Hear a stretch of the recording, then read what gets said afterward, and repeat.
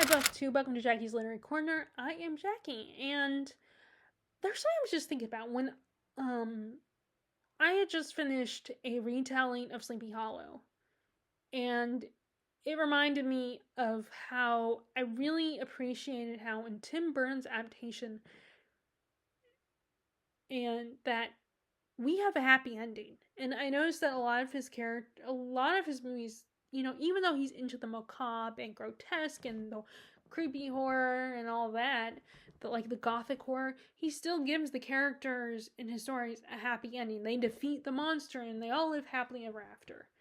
Sometimes even the ghouls and stuff. And it just reminded me of something that I thought about before, and I thought, like, one of the times I thought about it is when watching the show Supernatural, and that horror is actually really can be really tragic.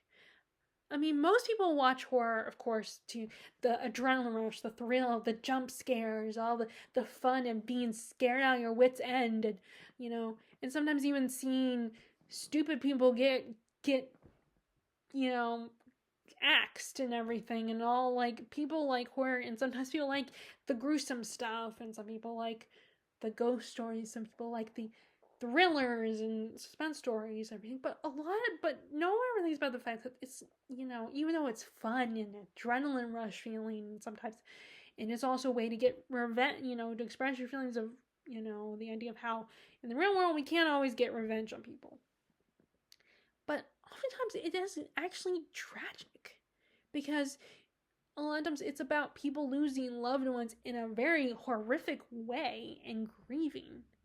And it's all about sometimes people expressing their grief and not being able to deal with things.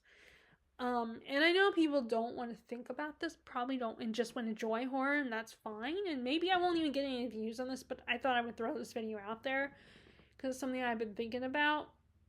I love horror. I enjoy the scares and the creepiness and the atmosphere. It's really fun, especially this time of year.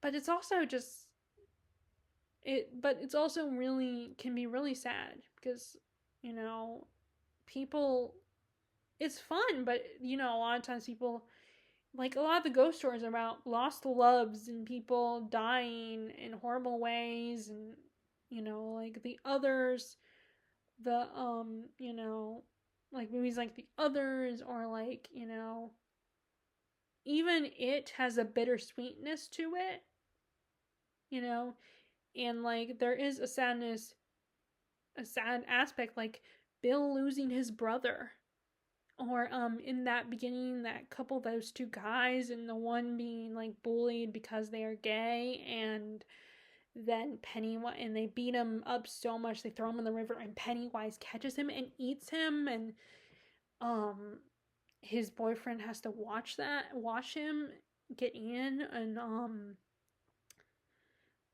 trying to think of other, and then like I said, Bill losing Georgie, and all those other kids, they're just kids and they get killed by a monster, and I'm trying to think of other horror stories where there's like I said, The Others is another example. I'm trying to think of other, like this one that I just read, the legend of, Katrina, the spellbook of Katrina Van Hassel. There is a sad part of it.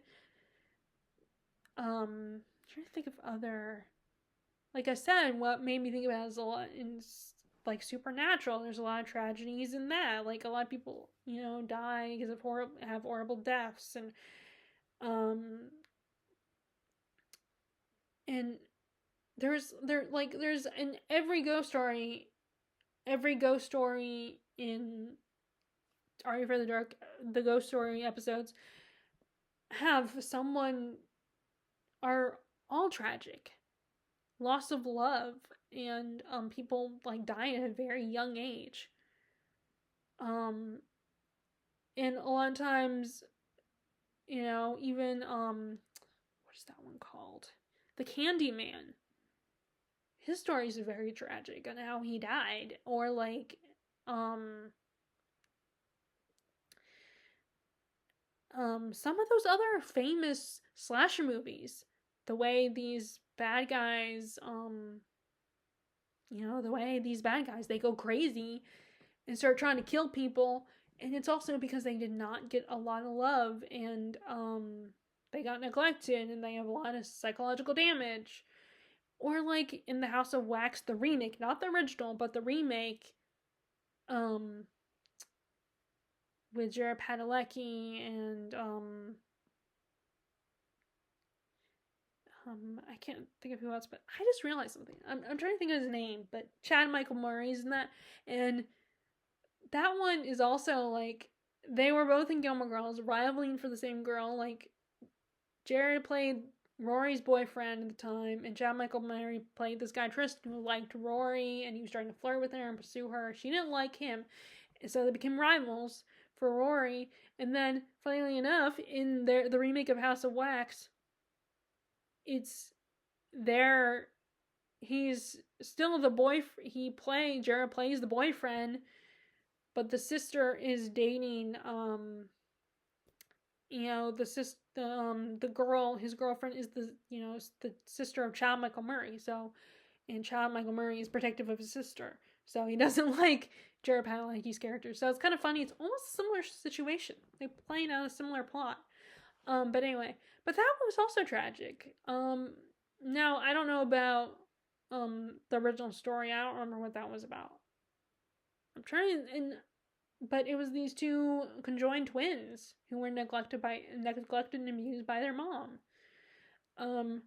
Rose Red was by which is a Stephen King screenplay, had a woman that was she marries a rich guy at a very young age, and then he ends up not caring about her, and he just uses her to have the pretty woman on his arm and for her to give him a son. That's the only thing that she's worth. And then she ends up basically being consumed by the house Rose Red. And it's like, and of course, a lot of characters end up dying in that movie, because that's what happens in a horror movie. A lot of people die. Crimson Peak is another tragic horror story, and like, because it's all about characters getting killed by a monster or a evil specter or something, or being haunted by something. And so it makes them really sad and horrifying. And it's even the show Castle Rock is based on Stephen King's books. There are a lot of sad elements to that story.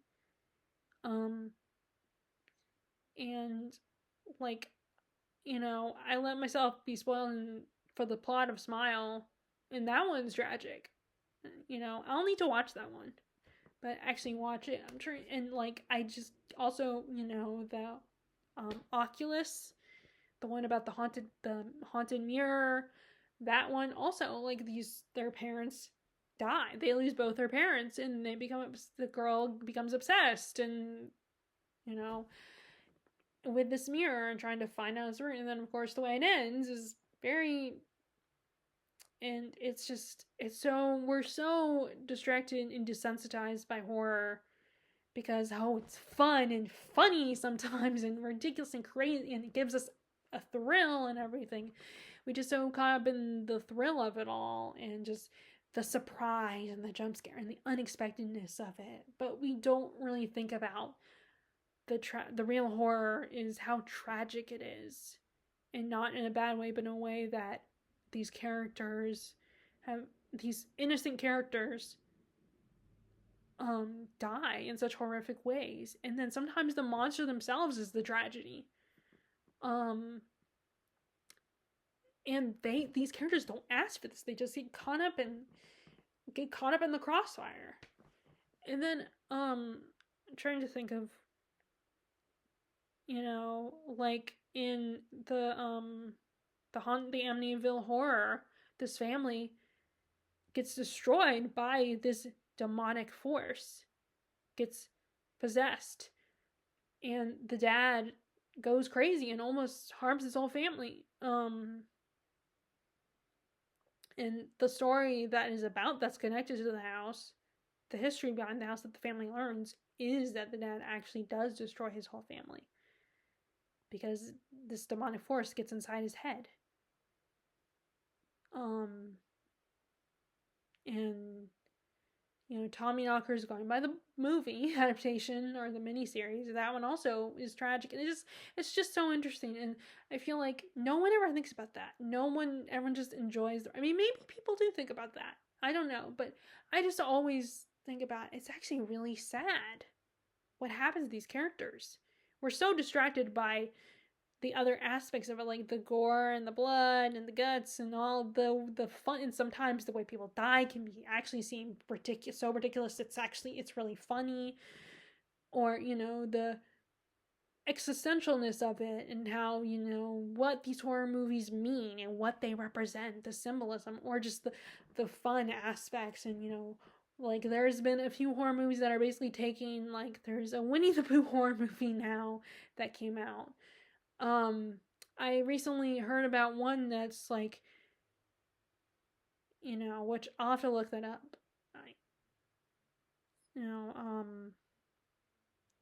But I remember a horror movie that involves Winnie the Pooh and Mickey Mouse.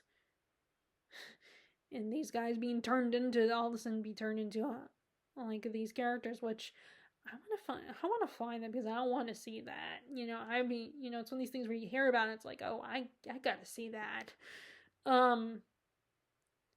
But yeah, so it's just something I've been thinking about. And like people's first thought is the fun of it all, but for me, sometimes I'm just thinking how horrible, like how sad that these characters, I mean, I still enjoy the ride and everything, it doesn't take away my enjoyment, but it's just like that. I mean, especially psychological stories where a person goes crazy and you think about what could have been. Like, I mean, like the second season of Castle Rock is all about misery, so you see the origins of Annie Wilkes and what happened to her. And I can already tell it's very sad, because she has a daughter and she's trying to stay sane for her daughter. But like I said, I don't think this is much of a spoiler. It's probably not going to turn out well, because of course if you read Misery, then you know who Annie Wilkes is and what happens to her. So it makes it, I mean, I'm just wondering what the details of what's going to happen, like what literally is going to happen. I'm just, so am I the only one who thinks about that? Like, do other people think about that, or are they just into the horror, the fun aspects of horror? I would love to know. Maybe I'm crazy. Maybe I'm the only one who thinks about this, and maybe no one else wants to think about how the tragedy of horror movies. So if you guys do think about, if you guys like this video and found an intriguing discussion, intriguing, then please give this video a thumbs up. Click subscribe. I hope you are enjoying my video. I hope you are enjoying your reading currently. And if you are reading any horror books, if you read horror books this time of year, or do you watch horror movies? Would love to know. Just like curious, what's your favorite? What's been your favorite horror? Like whether it's new or old. I have, recently been getting into older horror works. Like I do have The Omen on my Kindle, which I want to read and get to before the end of the month. That's partly why I wanted to finish Spellbook, because I wanted to get to The Omen and before the end of the month. And last year I read Psycho, and I've read Something Wicked This Way Come. I've read that twice now, I think. And I'm trying to think of older horror books I've read, but I also want to read The Exorcist and I want to read this before I watch the movie. And now that I read Psycho last year, I do want to watch the movie, so I need to watch that soon, ideally before the end of the month, like I said. But now I have in my update video, I did show you that I got the Beetlejuice animated series for my nephew, and I want to watch it for myself to see how kid appropriate it is. So I want to watch that first, and like I said, I'm watching Castle Rock season 2, so I got to get to that.